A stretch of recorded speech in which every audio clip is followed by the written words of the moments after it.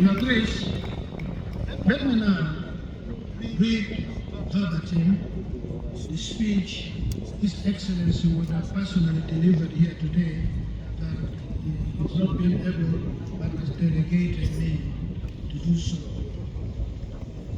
Your Grace, the Archbishop of Church of Uganda, the Most Reverend Stephen Samuel Kazima Obalu, Honorable Ministers, Honorable Members of Parliament, all bishops present, the clergy, all distinguished people gathered here today, ladies and gentlemen. I take this opportunity to welcome you all to the 47th anniversary commemoration service in honor of the late Bishop General Archbishop of the Church of Uganda, Rwanda, Burundi, and Boga Zaire.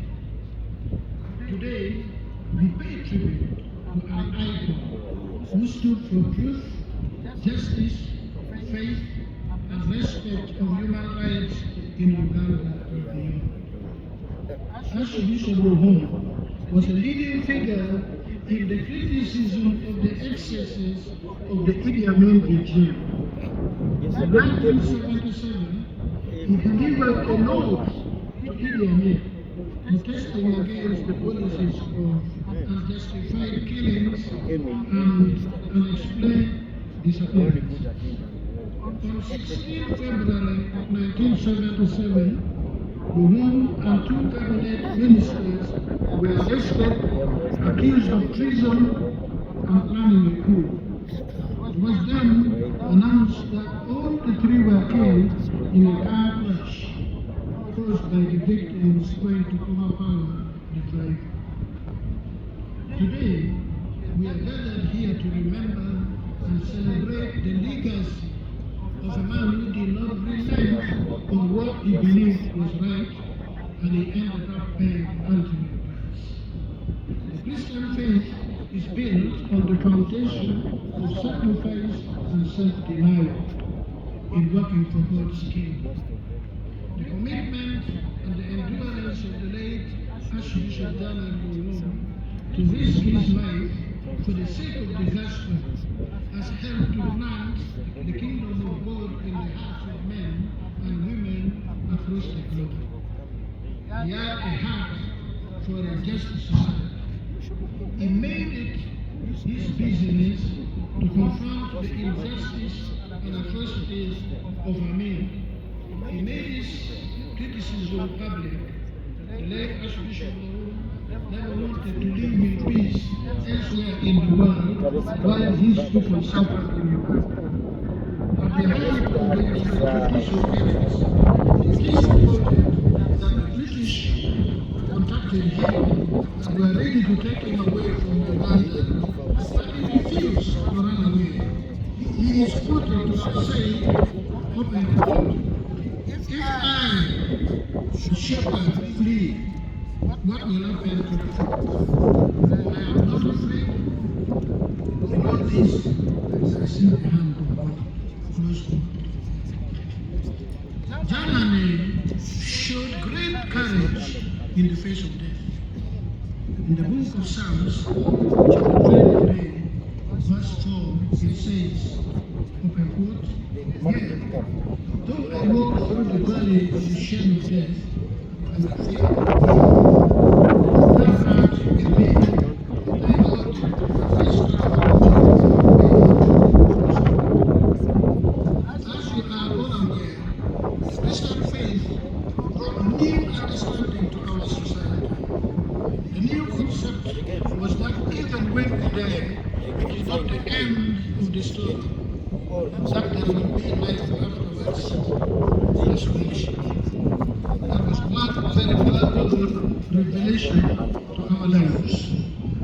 Today, we are proud to say Uganda is a free country where freedom of worship is right and enjoyable to all.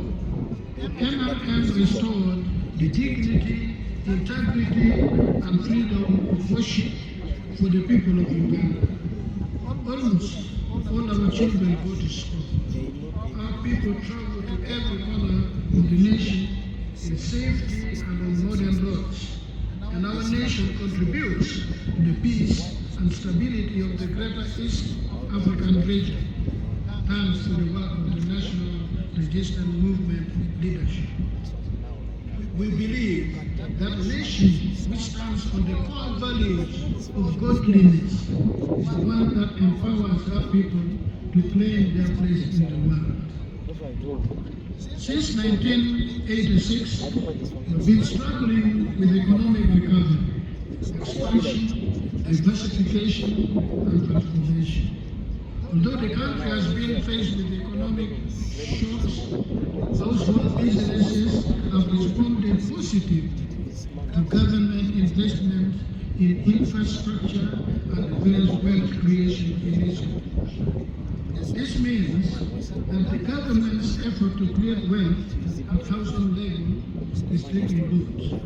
We are registering progress in the initiatives that we created to help elevate our people and eradicate poverty from households.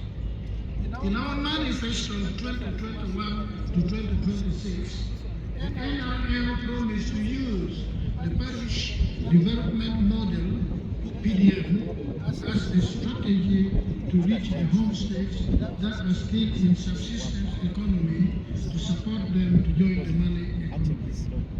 I'm glad that the PDM program has succeeded in bringing down the households outside the money economy from 68% to the present figure of 39%. I still call upon you all to continue our resilience in the fight against corruption by ensuring transparency, accountability, and anti-corruption measures across government systems.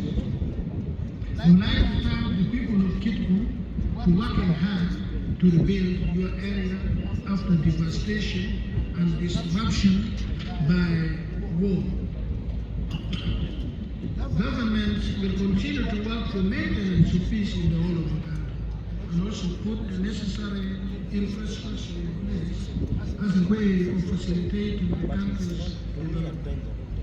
I call upon you all to embrace peace, tolerance, forgiveness, and reconciliation for the betterment of our nation.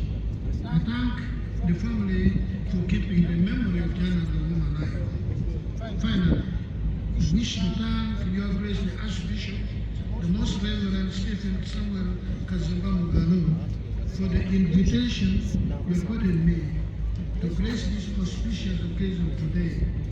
May the woman's exemplary life continue to inspire and challenge all of us to make the world a better place. I wish you God's blessing. Thank you. So that is His Excellency's